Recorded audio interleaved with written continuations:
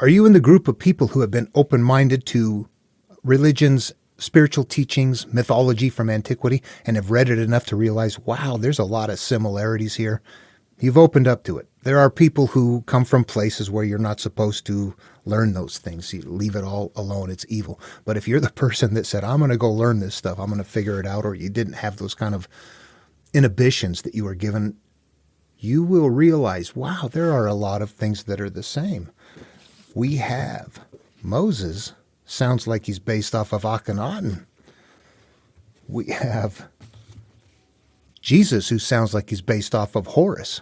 Are Christians and Jews borrowing from the Egyptians? They're there in the same place. Have you ever read Genesis and then the Odyssey? You would think it's the same author, just adjusted it a little bit, tweaked it around a bit. There's variations to it. One of them is created in the form of a myth. One of them is created in the form of a religion. But the similarities outside of that are so striking, you can't deny them. What we're seeing is pieces and parts of the template of what is called the hero's journey, of what Joseph Campbell identified as in his book called The Hero of a Thousand Faces. And a lot of scholars today are looking at similarities like the flood story and a lot of different stories and realizing that the similarities are so much there. Why? Where does it come from? Who was first? What are they doing? And I'm going to suggest this, that there's one template that is self-healing that is even a higher degree of resolution than the hero's journey. The hero's journey is the adventure that itself nests that inner seeking path for healing with interactive steps, but put in such a way that is going to travel far and wide. The myth, the religion, that's their media of the day. That's their television shows. That's what they're passing around in their technology was steel, perhaps, depending on when it was, or bronze or copper, That was their technology, oil lamps. So the stories would have been a very big deal in a culture like that. They're intelligent people building pyramids and doing things like that. They're not telling simple stories and staring at the wall at night. I don't believe that there is something more going on here, that self-healing template is there because humans need that to emerge, and that it is built in a variety of ways and sent out in stories, but that template is shared, and no matter where you go, no matter what part of the world you live in, no matter how you've been hurt, how you heal and how you let go and how you exist in this cosmos in life to be happy is the same no matter who you are. And that is what that template is. We're not quite seeing it because there's a procedure to find it. We have to turn it inward and play it out in the psyche. I'm going to suggest two metaphors out of the Bible for this right now. One of them is Moses' story of the Ark of the Covenant. It is carried by everyone, but only a few can see inside. I'm going to suggest that the Ark is the story, that it's carried by everyone, but not many people see that there's actually something inside of there. The story isn't true. It isn't invalid. It is a vehicle to carry something. It is an ark. The story is the ark. Where do we turn inward? In teachings, it's common to find a doorway or some sort of a way to enter into a portal, to go into a cave or into a place or into a space or into a temple. And in Jesus' case, he's got the gate. Many stand outside, while only the solitary, or only, depending on the source you get this from, only a few will enter in. This is the entryway into using the material. You grab the material and you take it with you. Metaphorically, that's exactly what we're seeing right here. Okay, and what I'm going to suggest as we go along here, that this is something that is a mental process that is observable, that it will be something that is demonstrable in a way that you will be able to interact with this. It will not be supernatural, and it will not contain supernatural components. Once I turn it into the psyche and start playing it out there, what I'm going to do is show you how it emerges, and it's really up to each person to judge whether or not it sounds like the right thing or not. I'm not telling you, here it is. Everybody does that, right? Everybody has their own version of it. In this case, I think it finally emerges as something that you realize is yours, that if you're going to be taking this inner path to healing, that suddenly all of the teachings, regardless of where they come from, contain the elements to turn it inward and play it out inside of you. But to carry it, it's built on elements that face outward, that have supernatural, that have promises, that have a lot of elements in there that is going to be something that is going to disseminate throughout the general population very readily. And there will be people along the way, though, that realize there is something nested in that it isn't literal, and they will know that what they extract from it is something that is viable. And I can show how that is contained in all of them. I won't just make the claim. It's going to take a little bit because there's a procedure, and I have to teach that procedure. It is something that it just emerges. You will see it.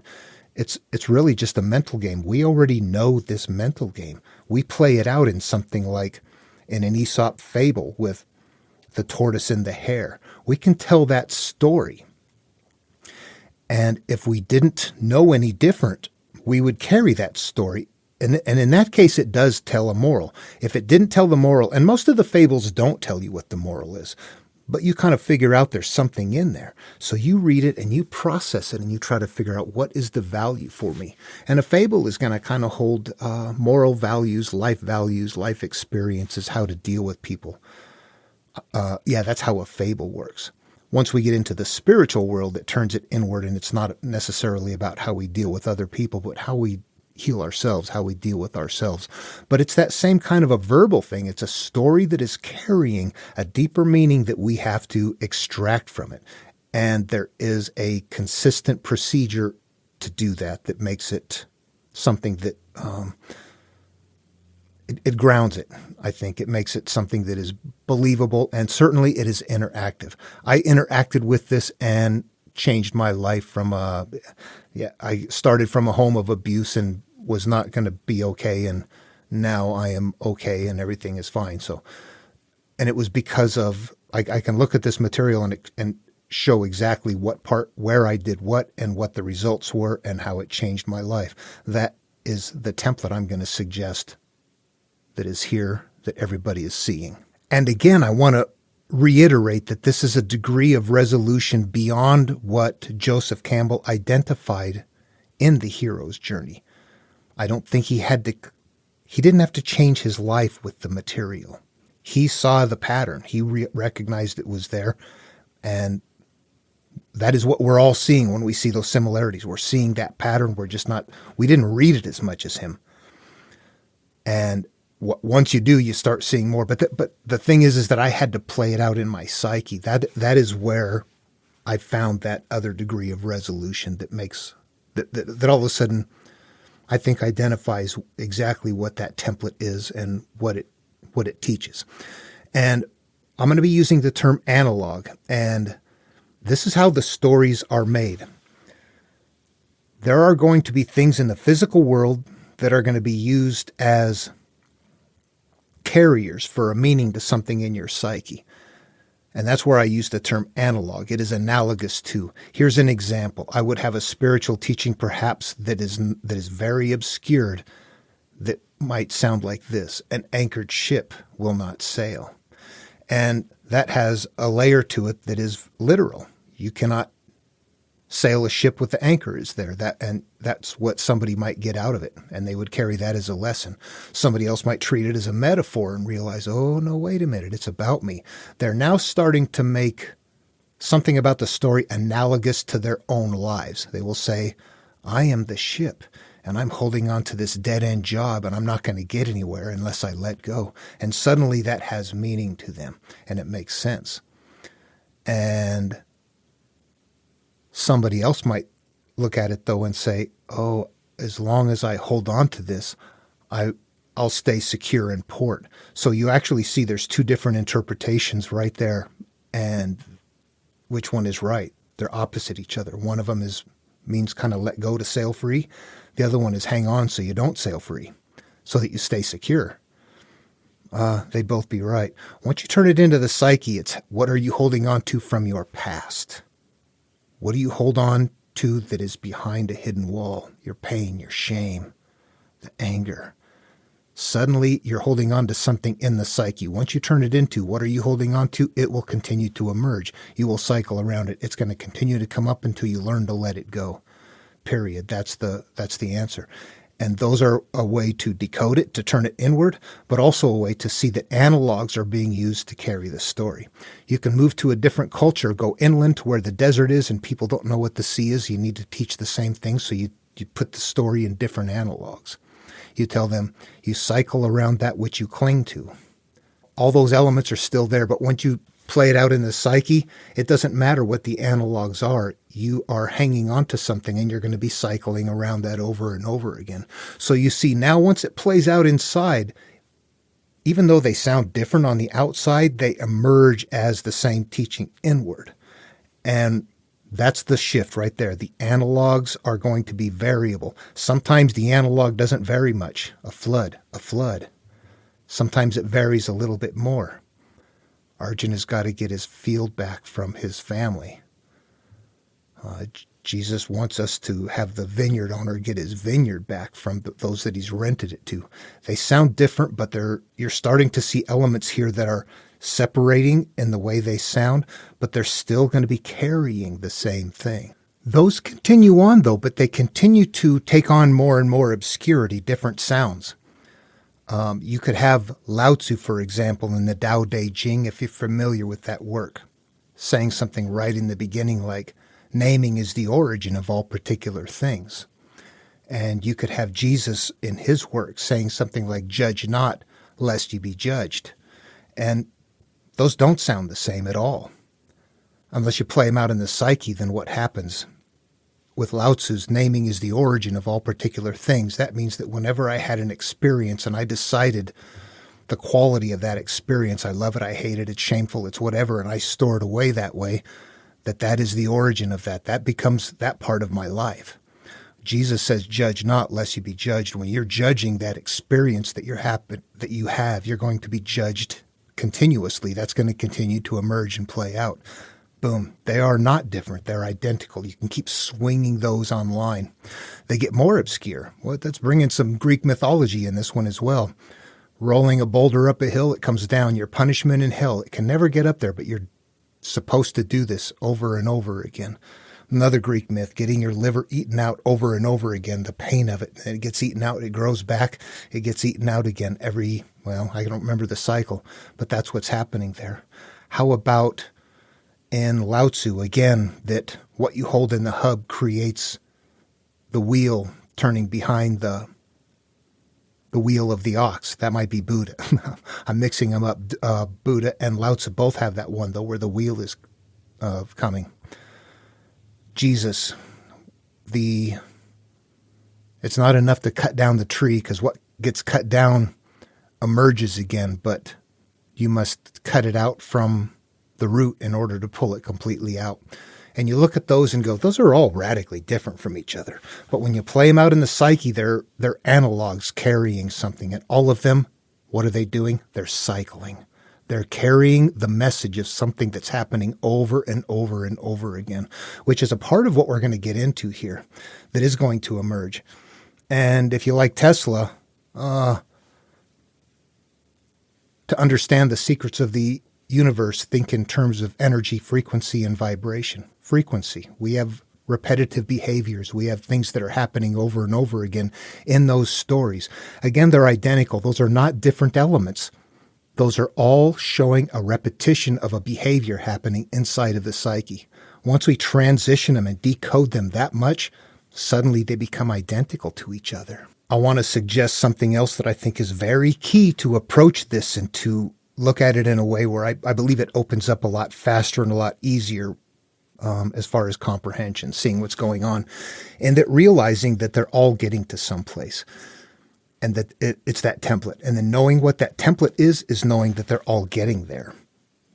What that means at some point is that, as you know, long ago, I'm interpreting verse, trying to figure out where it gets to, and I find that they keep getting to certain places, and eventually I make the connection. And then I realize this template's there. Then instead of trying to go interpret the verse to see where it gets. I now know, grab the template, you read it, oh, the verse fits right here. I am now grabbing verse interpretation and putting it on the template. You'll see that, and people might think, what are you doing? You're making it fit. I wanted to describe that is what is happening. And what I'm going to suggest if you go through here, when you read Taoism, Hinduism, Christianity, when you see you can extract the exact same teaching from each one of them, it's kind of hard to dismiss that as something that's probably what is really there. Okay, the first thing I need to do then, I'm sure a lot of people are familiar with the hero's journey, but not everyone will. So let's just go ahead and very briefly cover it. It's very extensive, but I don't want to get into the extensive nature of the mythological aspect of the hero's journey. What I'm going to do is take it right to the psyche inside and dismiss all of that. Okay, let's go through the steps though. And it's a 17-step process that a human would go through, or that the story would go through. The hero's journey, step 1 is the call to adventure. 2, refusal to the call. That's a common feature of the monomyth. Sometimes there is a refusal to the call. Hero's journey, step 3, supernatural aid. 4, crossing the threshold. 5, belly of the whale. 6, the road of trials.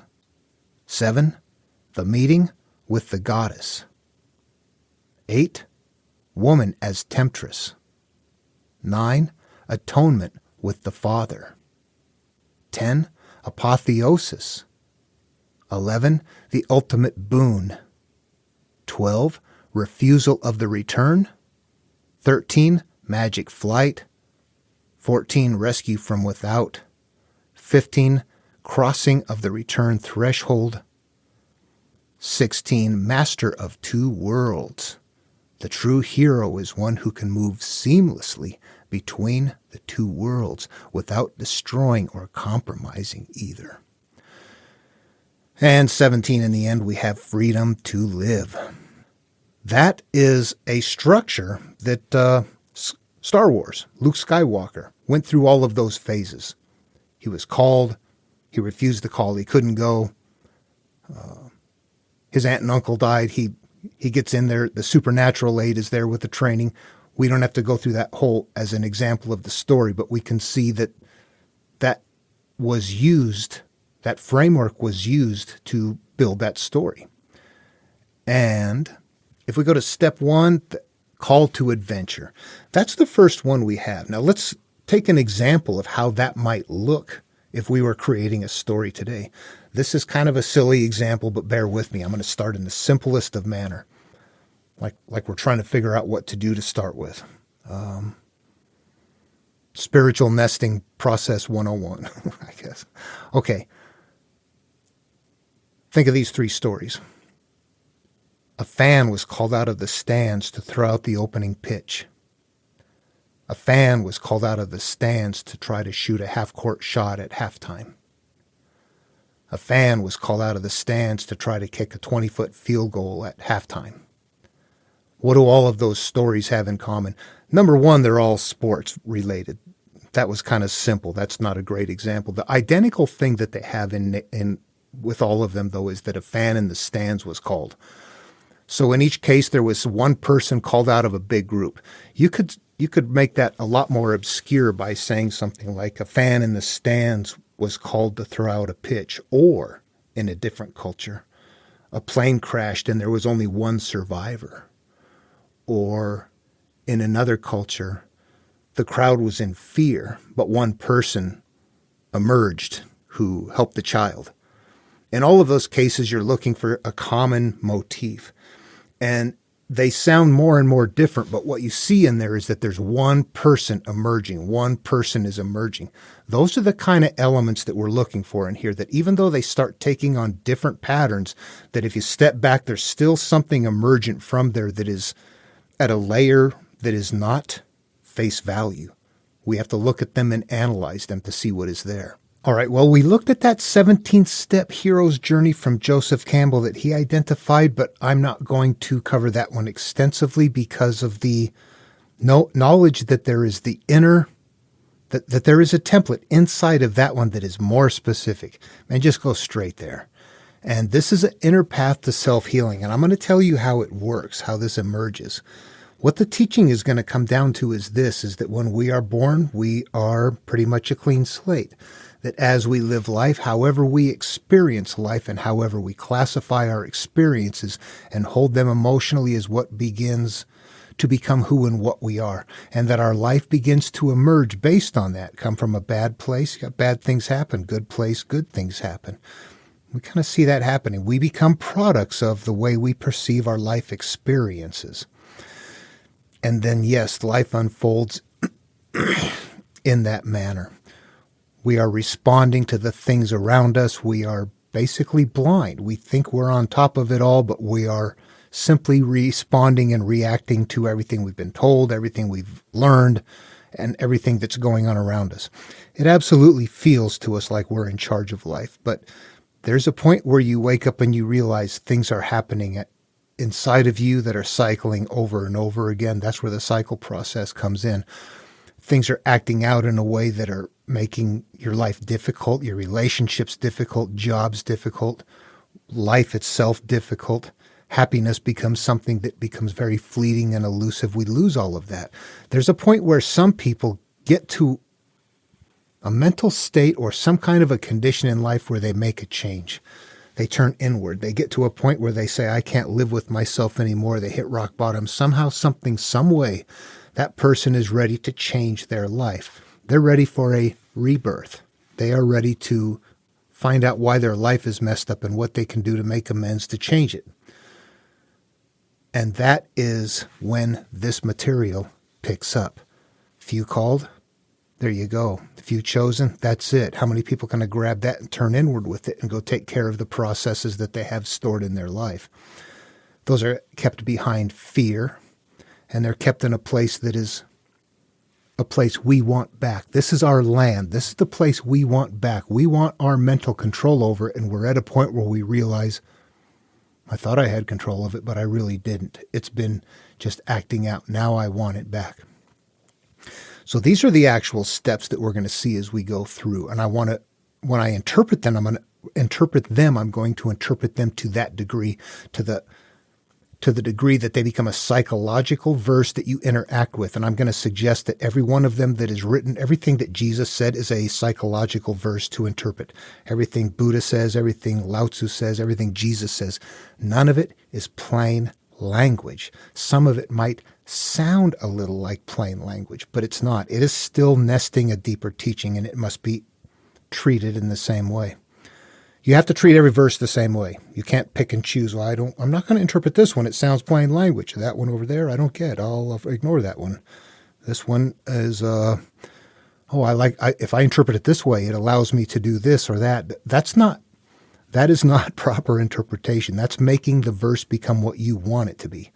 We'll stick to a certain set of rules and procedures and find out what the verse actually says. And here is a revelation about the template that I've had that I think just blows this wide open. Listen to this right here. You look at it and I would think, where does that template come from? How do you know that's what you're supposed to do? And eventually I realize if you have to self-heal, if you've got to a point in life where you say, that's it, I'm done, I'm turning inward, if you've made that significant of a transition, you're first of all, you're in a rare group of people. Number two, you're turning inward. You're going through the threshold. Number three, you're going to have to overcome the threshold of your fears to go after the demons that possess you. You're going to have to forgive. You're going to have to do the things necessary to feel at inner peace, which is going to then make your life emerge better, your flow in life to be better. The graces that you get, either whether you're flowing in life or the graces of God, doesn't matter. Analogs for a better life. You're going to live at a higher level of life. You need to let go of things and make amends for all of the stuff that is haunting you. And when you let go of all of that stuff, you will have let your demons go. You will have those things not acting out anymore. You will emerge back from there with a better and higher quality life. That is what happens. That's the template. We're not following the template. The template is simply describing the sequence that we follow. The template is our cycle of rebirth. Okay, for now I'm going to go ahead and end this. I'm working on a series where I am going to play out a larger myth through the psyche, but I haven't quite got there yet, and I'm still working on it. And I'm still finding revelations, honestly. So I think every time I put out a video, as soon as I do, I think, oh my gosh, I have better ideas. That's obsolete already. So it works that way. Anyway, I hope you enjoyed this video. I'm looking forward to the next one. I am building up to that point where I'm going to take the Argonautica and play it out in the psyche, a big myth playing out, and not simply just some verses decoded. The big myth is another way of carrying that template, but this is probably what I believe they were doing years ago. We'll have to try to leave our biases behind and, let ourselves fall back 2,000 years to a different time and place as we do that. But anyway, I think this is what everybody is seeing, that this is the template. And whenever there are similarities, when you're cleaning yourself out, when you are purging yourself, defeating your demons, there's a variety of ways of doing that. This is your world that has become polluted with all kinds of evil, and you want to flood it out and emerge anew. The flood story is analogous to cleaning yourself out as a rebirth. Jesus would say the same thing in another term that is analogous by simply saying clean out the inside of your cup, for the one that made the inside also made the outside. You're the one that is making decisions and creating the inside of your cup. We want to have that cleaned. We're going to find that this is a very repetitive thing and that those are all different analogous terms. Those things that look similar, those are ways of encoding this process. The Greeks were probably closest when they said, go kill your demons, slaying dragons. Of course, those were magical and mystical, but when you play it out in here, they exactly sequence on that pattern when it's time to go get rid of the things that are hurting you after you've made it through a passageway. Clashing rocks or the Dead Sea. Yeah, leaving your past behind, leaving your Pharaoh behind, leaving your all of that behind. All of those are elements that continue to emerge and is why people are looking at this and saying, there is something in there. Yep, it's this pattern. That's it. It's all over the place. It's all over the place. And all of the outer stories are myths, and the religions, same thing. It is a carrying case of a different style that comes with psychological implications that make people suddenly take that myth and treat it as if it's reality. And actually, before I end this video, I wanted to cover one more thing very quickly, simply because of some exchanges from people who are Christians seeking answers, but are in Bible Belt and evangelical environments where this is a very difficult path to take. You have a hard time talking to people around you. And I know that. This is an experience we have. Let's talk about that a little bit because I think it helps people. If you're on the path, boy, there's going to be some tough things to face. So the other day I'm having a conversation with somebody who's talking about proof, using proof for God. And the discussion is that there really isn't proof. What there is evidence or something like that. There's this movement by a lot of people to redefine what proof means. And of course, I'm indicating that what they're coming up with is not proof. It's anecdotal evidence or theories or somebody's story that can't be replicated. Somebody having an experience and passing that along does not equate proof, but some people think that it does. So these discussions happen. And one person jumped in, I guess they had read the thread or something and were following and trying to see what was going on. And so they jumped in and said, from what I've seen in this thread and your channel, you seem to suffer from profound pride and arrogance. I don't say this to disparage you or to insult you, and it makes me sad to see people in this state. I will pray that you are freed from delusion and come to accept the truth of the gospel of Christ and the sound doctrine of his church. And then the person went on to post a verse, 2 Timothy 4:3 and 4. For the time is coming when people will not endure sound teaching, but have itching ears. They will accumulate for themselves teachers to suit their own likings and will turn away from listening to the truth and wander into myths. This is the kind of stuff you run into. There was another comment. I interacted with the individual and then they posted something later on It was about just other material being evil, demonic, stay away from it. It's the stuff that leads you astray. And once you've stepped back far enough, you realize that's what you're told in your local environment, or depending on your religion, actually. There's only two Abrahamic descended religions where that emerges as a significant factor to keep people there, is to make sure that they are not aware of anything else. You're not going to see the pattern. They're not going to see the pattern, and they're going to want you to. What do we have here? Somebody that's, I suffer from profound pride and arrogance. What is my pride? I found something that Jesus teaches, and we're trying to say proof doesn't exist. I'm telling people to use the definition of proof while they are not. They're asking me to define what I mean by proof. And I say, I don't do that. Just go look up the word and see what proof is. But they wouldn't do that. They want to redefine the word and use the proof because it means something that is certain when there isn't certainty there. It's a way to try and continue to evolve justification. Am I arrogant? I'm standing by my guns. I've learned something they don't know, and I'm not going to back away from it. So that sounds arrogant, doesn't it? However, I can demonstrate what I show them. They cannot demonstrate what they show me. Pride and arrogance. Pride is, what is pride? I got an answer. I'm standing by it. Is that pride? Here's somebody trying to put you down and making accusations and calling you things that don't even fit. I don't say this to disparage you or to insult you. I don't care if he did or not. He doesn't mean anything to me. And it makes me sad to see people in this state. This is somebody's way of trying to, oh, you poor thing. Really? I will pray that you are freed from delusion. He doesn't understand what I'm saying. The delusion is mine. I'm pretty comfortable with what I got going on. I can show you. Delusion. Someone doesn't understand. And come to accept the truth of the gospel of Christ and the sound doctrine of his church. So we're going back to the idea then of following the church's teaching, not Jesus' teaching. And really, what about that arrogant? Here is somebody who also is telling me that they will pray for me. You know, that suddenly there is this air of superiority. Where's arrogance? Are someone's fruits showing? And then Timothy, for the time is coming when people will not endure sound teaching. What is a sound teaching? Truth, reality, what is really there. Itching ears they will accumulate for themselves teachers. Who's using teachers? We're using the material, trying to decode it. What does the material teach us? We're not listening to ministers or preachers or people tell us what it means. We're not.